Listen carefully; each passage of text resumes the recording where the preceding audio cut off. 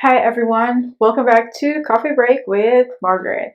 So yeah guys, nawala ako for 3 weeks because I did some mental break and of course napahinga ako. But no fret, I'm back here and I hope you guys had a great Easter then.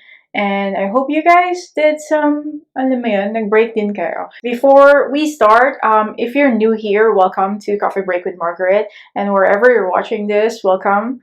And if you're watching this at YouTube, please subscribe now to our YouTube channel. And if you're watching this kung saan man, and if you're not a member yet of our Facebook group, please go to Article on Design Super Freelancers PH and join our Facebook community. It is free and you will meet a lot of like-minded individuals and mga mababait na mga super freelancers and business owners. So without any further ado, what is our topic for today? Okay. You might ask pala, why am I here, guys? So, I'm here in my working desk. So, this is where all the magic happens.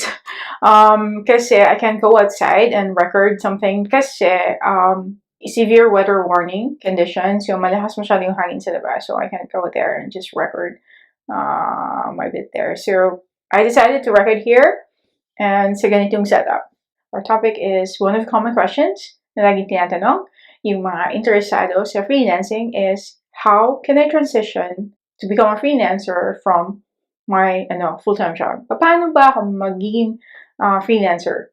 So, my short answer is actually don't quit, of course, don't quit. Kaya magta-transition ka. Don't quit your full-time job, but do the freelancing as a side hustle.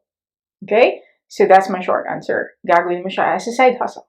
My long answer is this. There are 4 things kasi na napaka-importante when you become a freelancer, then galing ka sa full-time job. Alright? So, what are those 4 things?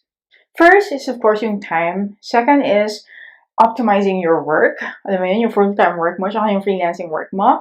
Third is yung employee ethics. And fourth is yung money. Okay? And the last one is when you decide when to quit. Now, but let's focus on the 4 things. So, time. Time is, we all have 24 hours a day. Not unless nasa ibang planeta ka nakatira.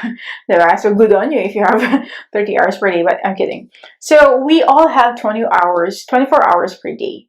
So, how do we do that? Say, for example, I assume na ang ginugugol mo sa iyong full-time job is, sabihin natin 8 hours. Nagtatrabaho ka ng 8 hours. Pero, sige, dagdagan pa natin. Kasi, Margaret, nasa Pilipinas kami. Ano may mga kondisyon, medyo, ano may mga ad hoc tasks tayo and everything. Sige, sabihin na natin 10 hours. Ang ginugugol mo sa full-time job mo. Pagkatapos, ano nang naiiwan? So, meron pa lang 14 hours. Diba? Tapos, we have to get at least 8 hours of sleep. Diba? So, may 18 hours ka na. Ilan lang naiwan? 6 hours. Alright. So, ang gagawin natin dito, we have to examine ano yung nangyayari sa 6 hours. Okay? You have to diagnose yourself. Anong ginagawa mo dun sa 6 hours na yun? Meron ka bang ginagawa sa 6 hours na pwede mo i-sacrifice para mailagay mo siya dun sa freelancing hours mo? Okay? So, sabihin natin, you found out na yung extra 6 hours mo, yung 2 hours dun, nanonood ka ng Netflix. And then, yung 1 hour doon, naglalaro ka ng games. Okay? Ng computer games or whatsoever. Pwede ka bang kumuha ng 1 hour sa Netflix time mo para ilagay mo dun sa freelancing mo? Okay? Pagkatapos, pwede mo ba i-sacrifice mo na yung gaming hours mo for the rest of like 6 months? Kahit 6 months lang muna, na hindi ka muna maglalaro, di ba? Or kahit bawasan mo lang 30 minutes. Anyways, so going back, nakakuha na tayo ng 2 hours from those 6 hours na libre ka. Okay? So, we will call it as your freelancing hours. Alright? So, ang gagawin mo, every day talaga, you have to set aside the time. It has to be a specific time and then it has to be daily. Okay? Sabihin natin 8 to 10. 8 to 10, that is dedicated to freelancing or freelancing hours mo yun. So, it may be you're upskilling, you're here sa ating grupo, you're watching all the webinars that we did, or probably you're prospecting clients, or you're creating your portfolio. What have you, okay? Basta as long as yung 2 hours na yan is dedicated for freelancing. Okay, so we solved the time na. Alright? So, next, ano yung isa nating problema? Optimizing your work. Margaret, may work ako full-time then mag-freelancing pa ako. Paano? Okay, so I don't know guys ano yung work mo, but this is what I can tell you. You try to optimize your work and your systems. What I mean? So if there are things sa work mo na pwede mo pang bilisan na trabahuin yun. If you can use an automation, if you can use yung mga repetitive task, if you can create a system for it para madali mo siya matapos, yung mga gagawin mo, then do it. Okay? You have to streamline your work na you can work less but you can produce more. Alright? So, hindi ko alam paano mo siya gagawin, of course, because I don't know what's your work, but you can do something about it. You can tweak it as it will be systematized yung full-time job mo. Okay? Kasi ang goal natin dito is, hindi mo exhaust yung energy mo dun sa full-time work mo. Para meron ka pang matitirang energy dun sa side hustle mo. Okay? Sa freelancing hours mo. And then, based naman sa streamlining ng yung freelancing, as I've said, sa umpisa, sa time, you have to dedicate a time for that one. And it has to be your godly hours of freelancing. Wala ka na ibang gagawin doon. Okay? So that's number 2. And number 3, guys, of course, ito. Employee ethics. Ito napaka-importante. Because I've said in this group, you don't bite the hand that feeds you. Okay? Ano ibig sabihin? Don't attack your company. Huwag mo namang ahasin, kumbaga. Huwag mo ahasin yung boss mo. Parang ganun. So, huwag mo silang kakalabanin na nagtatrabaho ka pa sa kanila. But, kinuha mo yung mga kliyente nyo, gumawa ka ng same product offering na katulad sa anong trabaho mo. Okay? Huwag ganun.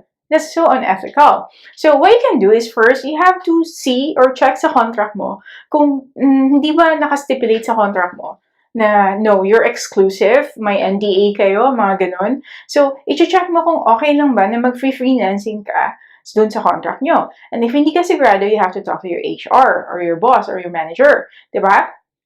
Just ask them and be honest to them na you wanted to develop something aside dito sa skill mo ngayon. You wanted to develop another skill and you wanted to do that as a freelancing. Diba? You have to be honest kasi we don't want to burn bridges here. So that's it. So you have to have the employee ethics. You have to know if it is okay na mag-freelancing ka. Alright? And then, you have to also consider yung product offering mo. So kung yung company mo is nag-offer ng logo and brand designing, huwag kang mag-offer ng ganon. You can tap to other things when it comes to design. So what you can do, you can create printing design, you can create t-shirts na hindi ka direct competition ng company mo. Okay? So don't bite the hand that feeds you. Guys, please don't do that. Right? So number 4 is, okay, money. Okay? Ang reason lang naman talaga, Margaret, kaya ako nandito sa full-time job ko dahil sa pera. Feeling ko naman hindi siya mabibigay pa nung aking freelancing eh. Yes, that's true. Kasi bakit? When you decide to become a freelancer, hindi naman siya overnight na boom! Meron ka ng pera kaagad. So, this is what you're going to do with the money. So, you have to make it a point na you have to develop a reason bakit mo gusto mong freelancing. So, sasabihin natin, because you wanted to earn more than what you're getting right now sa salary mo. And then, you have to provide a specific number. Magkano ba yung gusto mo talaga? For example, you wanted to earn at least 50,000 pesos per month. Sasabihin natin, ang kinikita mo ngayon sa full-time job mo, sasabihin natin 30,000 pesos per month. Tapos yung gusto mo lang is at least may 50,000 pesos ka. So, ang gagawin mo sa freelancing mo, papatuloy mo yung side hustle mo, yung freelancing mo, 6 months, 12 months, and then hanggang sa umabot ka na yung 30,000, if possible, ito times 2 mo siya, or times 3 mo siya. So, for example, 30,000 kinikita mo, pwede ka nang kumita ng 60,000 to 90,000 dun sa freelancing mo. Yun yung gagawin mong goal. Okay? Yun yung gagawin mong goal sa life mo. Na at least twice or triple sa kinikita mo sa full-time job mo, ang kikitain mo sa freelancing mo eventually. Okay? I'm not saying it's an overnight. I'm not saying it's after 1 month.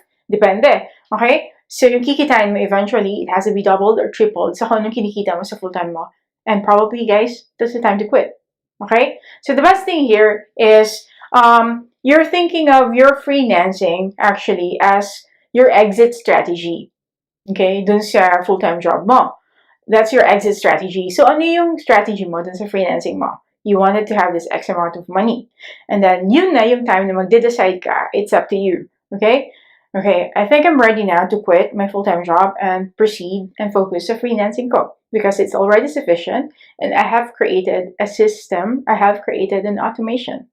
It's not for me to say, guys, kung kailan ka magkukwit sa freelancing mo. It's for you to actually decide.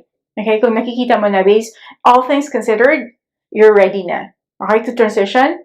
But that's the way to transition. And I don't really suggest to quit your full-time job just to go on freelancing. Hindi ko yun talaga sinasuggest. Okay? What I always suggest is you do freelancing part-time. So it has to be a system that you work it all together na magiging optimize siya dun sa daily job mo. So that's it, guys. And I hope you learned a lot. Just a quick ad break. If you're not enrolled yet, if you are an aspiring freelancer, may full-time job ka ngayon, and you are an aspiring freelancer, please enroll to Super Freelancers course. Just go to articleanddesigncourses.com and check out what's the Super Freelancers course. It is a 21 steps for you to become a highly paid freelancer. All right, so just go to articleanddesigncourses.com and I will see you inside. So as I've said, this is where all the magic happens, and this is where I work, my business, and this is where I talk to you guys. Okay, so thank you once again for tuning in to Coffee Break with Margaret, and I will see you next week for another great topic. And please let me know in the comments below ano yung gusto nyo pang i-discuss ko dito sa Coffee Break. And that's it for today, and I will see you in the next one. Bye!